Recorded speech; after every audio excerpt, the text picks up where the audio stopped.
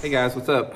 Welcome back here to today's episode of Intuitive Angling, and really appreciate you guys visiting the channel and spending some time with me today.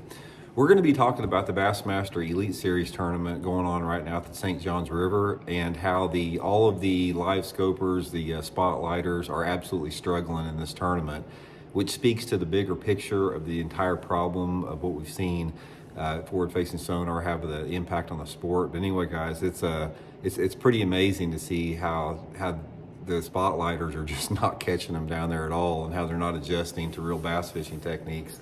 So we're going to get some opinion on that, and definitely look for your guys' feedback as well.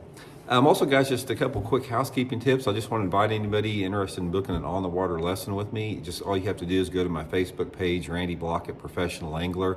Shoot me a private message for information. And also, guys, please check out my spring Fish the Moment lake map breakdowns we got up on the website now. I'll put the link in the description here if you guys want to check them out. These are maps I build of all the lakes across the country for Fish the Moment. Great resources to learn more about your favorite lake and to get some good fishing spots on those places. So much appreciated you guys checking all that stuff out. Okay, I don't know if you guys have been following it or not. I haven't actually, to be honest with you guys, I haven't even watched any of the video there, but I've been paying attention to the weights and everything, and who's doing well and who's not doing well. And if you look through the standings, guys, it is unbelievable. The top 20 in the Bassmaster Angler of the year last year was dominated by spotlighters, young spotlighters. And like I said, this is not a slight on young anglers. Again, I'm gonna get into that.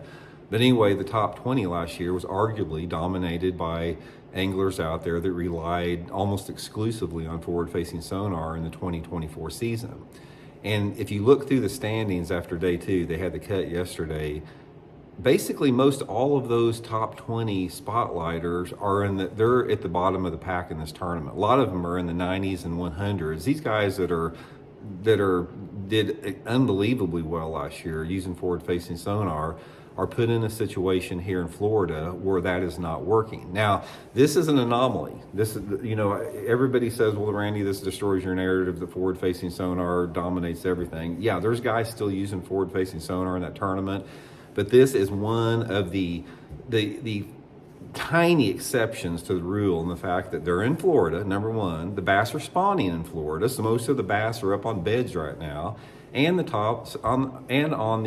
other thing is that Florida is notoriously shallow water fishing. You got shallow water grass cover. Most of the bass live in less than 3 or 4 foot of water.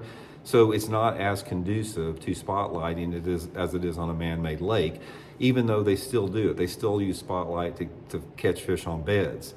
So the point of the matter is these spotlighters that dominated last year are finally thrust into a tournament where that technology is not as effective as it normally is on a man-made lake, and they can't catch them, guys. They simply cannot catch bass without the use of that umbilical cord. And this is a prime example. When you hear me talking about spotlighters being connected to their umbilical cord to their success, this is what I'm talking about. Their umbilical cord has been removed from this tournament, and you see them down at 80, 90, 100th place in the tournament. These guys would normally be in the top 10, top 15 in every tournament on a man-made spotlighting lake.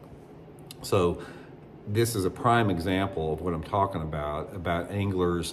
Their skills are atrophying by the use of technology, and they're put in a situation like this where they actually have to fish to find fish, and they actually have to do some real bass fishing skills, and they don't know how to do it because they haven't spent any time with it.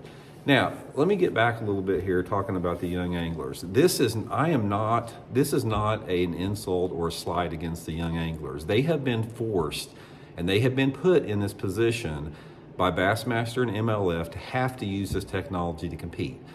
So I put all the blame on Bassmaster and MLF for making these young anglers have to be spotlighters. And obviously, they're more accepting for that, so they adopt that.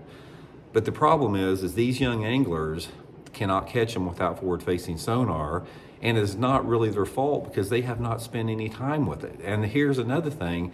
I have no doubt that all these guys that are spotlighters, these young spotlighters out there, if they had some training and they had some skills and people showed them how to actually bass fish, they would do great. They would probably do almost as well with that training, but that training takes a long time.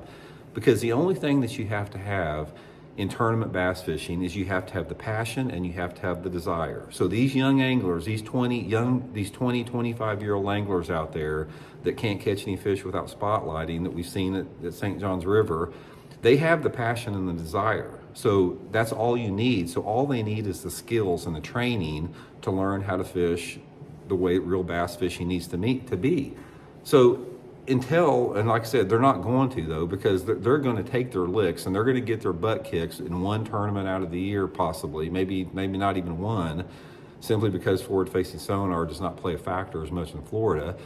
And then they're going to go right back on their habit of spotlighting for bass in the next tournament when they go to a man-made reservoir. So point of the video is what I'm talking about is everybody out there says, oh, Randy, you don't know what you're talking about. These young anglers, they catch them with or without forward-facing sonar. They don't need it. Well, look at the standings and you'll see that is not true. They rely on it extensively. Now, the reliance upon that lays in two different factors. Number one, some of them may have spent their whole time out in open water looking for those fish with the cheater box and they just simply could not find them. And the other ones out there, like I said, they may not know how to fish traditional fishing. They don't know how to flip mats. They don't know how to fish a fluke over grass. They don't know how to, pitch a Texas rig worm into cattails. They just do not know how to do that because they've never done it. They've spent their entire tournament, evolution up to this point staring at a damn video game screen. So they don't know how to catch fish by real bass fishing techniques. And again, it is not their fault. This is something that's been forced upon those anglers. So if anybody has any doubt whatsoever that the group of anglers out there that have dominated the sport the last couple of years through the use of the cheater box can catch them without the cheater box, this should probably shut you down because this is not true. Now, there's always exceptions to the rule. I'm not saying 100% of the people are like this. There's probably guys that are catching them spotlighting in that tournament, and there's probably a few spotlighters that are actually catching some fish with real bass fishing techniques. But overall, the vast majority of the anglers out there that have built a career for themselves and they built success and they've qualified for the classics and they've done well the last couple of years in tournament fishing have relied exclusively on forward-facing sonar for that success. And this is just a prime example that sort of like verifies everything that I've been talking about. So anyway, guys, we'll see how it shakes out down there. This doesn't surprise me whatsoever. The only thing that really surprises me about this is that how more of the anglers out there haven't utilized the cheater box to catch them in shallow water, which is disgusting to begin with.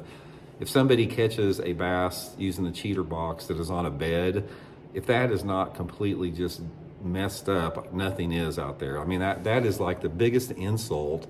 Catching a bass, number one, off a bed when it needs to be spawning, and then number two, using a cheater box to catch it off a bed. That's just absolutely disgusting. So anyway, guys, let me know what y'all think about it. We'll talk later.